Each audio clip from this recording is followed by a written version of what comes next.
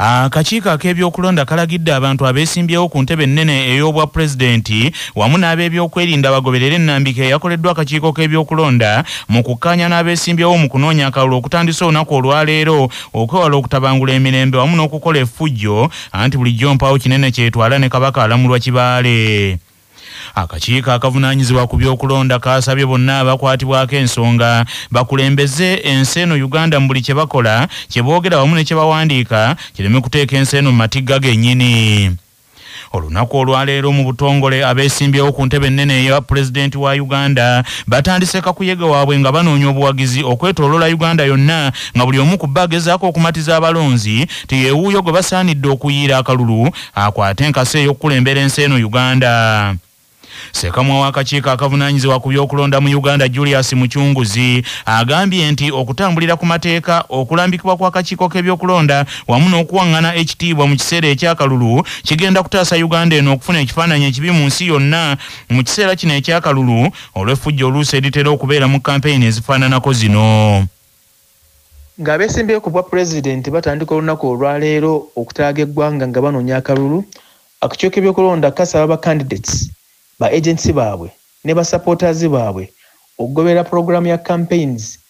bonna gye basizzaako emikono ne bakkaanya ne bakkiriza nti candidate ono alina okubeera mu district eno oba mu kifo kino ku lunaku bwe ruti. Akakiiko kabasaba nti mugobere program eyo mugisseemu ekitiibwa kuba bwe tugigoberera era bwe mugigoberera mujja kusobozesa bannayuganda okufuna campaigns n'akalulu akeerufu ak'emirembe akataliimu mivuyo gyonna. Akakiiko ak'ebyokulonda kasabye abeesimbyewo okukozesa obulungi emitimbagano ku lw'obulungi bw'ensi eno Uganda so si kuleetawo mbeera etali ntuufu. Era akakiiko kasaba nti abeetaba mu kampeyini zino baleme okukozesa emitimbagano za social media okuyisaawo amawulire amafu agataliimu mutwe n'amagulu oba ag'obulimba. Ebyo nga bikyali awo abawagizi ba NRM Luweero bamaliriza enteekateeka ez'okwaniriza munnakibiina kyabwe Muzeeyi Yoweri Kaguta Museveni Tibuhaburwa agendayo olwaleero okukubayo kampeyini mu nteekateeka y'okunoonya obuwagizi okwetooloola Uganda. Minisita omubeezi owa Kampala Joseph Christopher Kabuye Kyofa Togabye akunze abalyanaka nti bakuŋŋaane mu bungi olunaku olw'enkya ku ttendekero lya Bukalasa Agricultural College mu disitulikiti y'e Luweero baanirize jjajja waabwe Yoweri Kaguta Museveni Tibuhaburwa nga bulijjo gy'agenda okutongoleza kakuyege we ow'okuwenja akaluko bwa pulezidenti mu Uganda.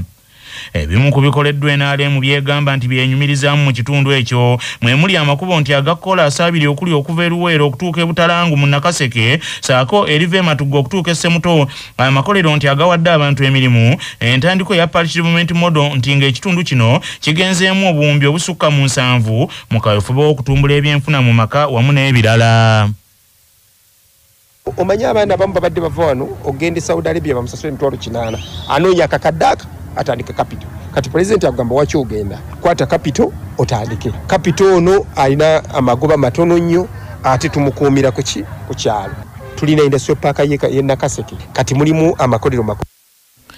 Munnabulemeezi Joseph Christopher Kabuye Kyofa Togabye bw'ati asabye abantu beeyo tibeewala okubuzaabuzibwa nga bwe gwali nti mu kalulu akawedde ak'obwa pulezidenti Yoweri Kaguta Museveni nti bwe yafunayo ebitundu 27 ku buli 100 byokka naye amaaso ku luno bagatunuuliza jjajja waabwe oyo tikubanga ye yekka atagenda kubeefuulira. Omwaka guno guzze mu mbeera nti NRM twali twafunamuuko okwekoona mu kitundu kino. Kati okwekoona okwo ne kuleeta abantu bangi ab'endowooza embi, ab'endowooza ezitali nnuŋŋamu eri eggwanga lyaffe. Kakati essaawa eno okukomawo mu Luweero kuwandiika statement nti tulina okuddamu okununula ekitundu kyaffe ekiri mu buwambe. Tulina okuddamu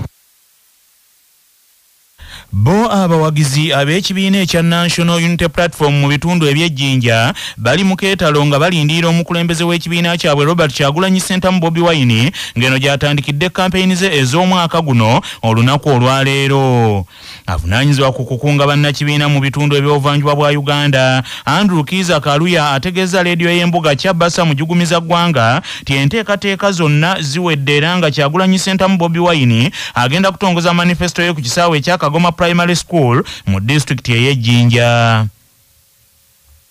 Olwaleero olunaku olwamande luno nga mwenda tusuubira omukulembeze wa National Unity Platform His Excellency Robert Kyagulanyi Ssentamu Mitengo ng'ayingira mu busoga okutongoza manifesto ye nga atandika olugendo lwe oluwanvu olw'okununula eggwanga lino erya Uganda. Tusuubira omukulembeze waffe okututuukako ku ssaawa wakati w'essaawa 4 n'essaawa 5 nga tugenda kumurisivingira wano ku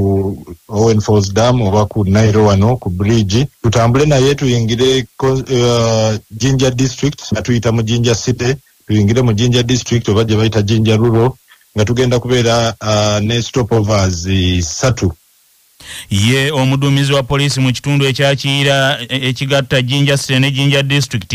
ASP Charles Nsaba agambye nti bagenda bano kuweebwa obukuumi obumala kyokka n'alabula abawagizi ba Robert Kyagulanyi Ssentamu Bobi Wine tibeewala okukola effujjo n'okugootaanya emirimu gy'abalala. Ate ye omwogezi w'ekibiina ekya Forum for Democratic Change John Kikonyoga ategeezza CBS nti abawagizi baabwe baasuze mu kasike buyikwe nga beesunga okusisinkana akwatidde ekibiina kyabwe kino bendera mu kalulu kano ak'obwa pulezidenti Nathan Nandala Mafaabi agenda okutandikira mu kitundu ekyo okunoonya akalulu. John Kikonyoga agambye nti bo bakozesezza bukulembeze bwa kibiina kyabwe okuva ku byalo okusaggula akalulu k'omuntu waabwe.